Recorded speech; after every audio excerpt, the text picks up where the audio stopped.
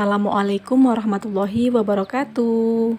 Di video pembelajaran kali ini, kita akan belajar Bahasa Indonesia kelas 4 SD, tema 4 berbagi pekerjaan, subtema 1 jenis-jenis pekerjaan.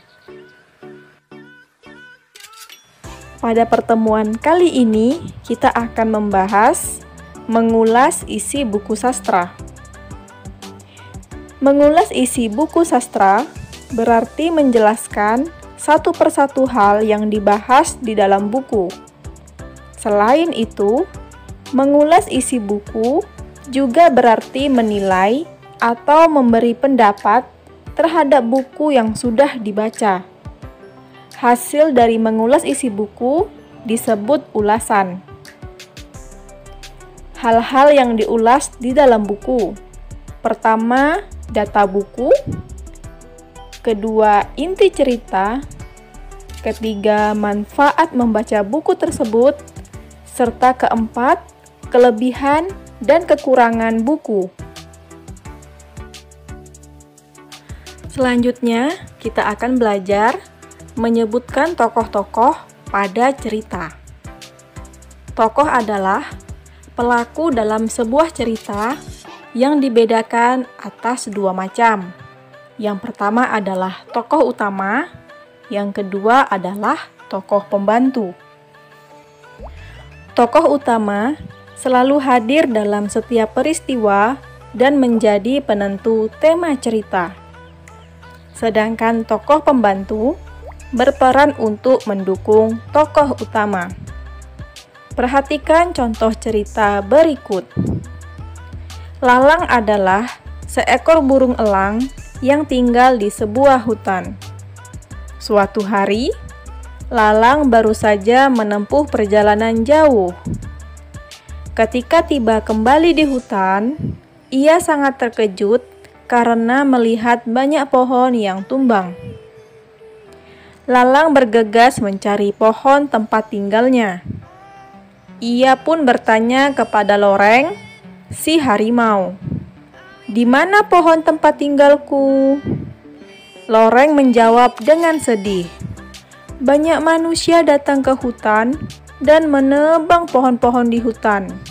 Mereka menebang habis pohon-pohon di sini." Lalang sangat sedih karena kehilangan tempat tinggalnya. Pada cerita tersebut, si Lalang adalah tokoh utamanya. Lalang hidup di dalam hutan dan memiliki pohon sebagai tempat tinggal.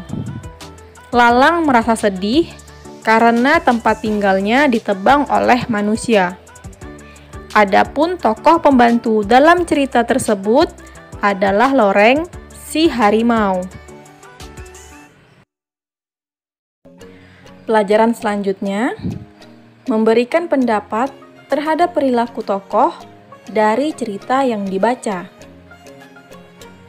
Lakukan cara berikut untuk memberikan pendapat terhadap perilaku tokoh. Pertama, membaca saksama jalan cerita. Kedua, memperhatikan perkataan dan perbuatan tokoh. Dan yang ketiga, memperhatikan gambaran lingkungan kehidupan tokoh. Memberi pendapat tentang inti cerita. Langkah-langkah memberikan pendapat dalam cerita. Pertama, bacalah cerita dengan cermat. Kedua, carilah paragraf yang memuat permasalahannya. Ketiga, carilah penyebab awal munculnya permasalahan tersebut. Dan yang keempat, carilah juga bagaimana permasalahan itu dapat diselesaikan. Baiklah anak-anak, itu saja yang dapat disampaikan dalam video pembelajaran kali ini. Semoga bermanfaat bagi kalian semua. Terima kasih karena sudah menonton. Wassalamualaikum warahmatullahi wabarakatuh. Sampai jumpa di video pembelajaran berikutnya.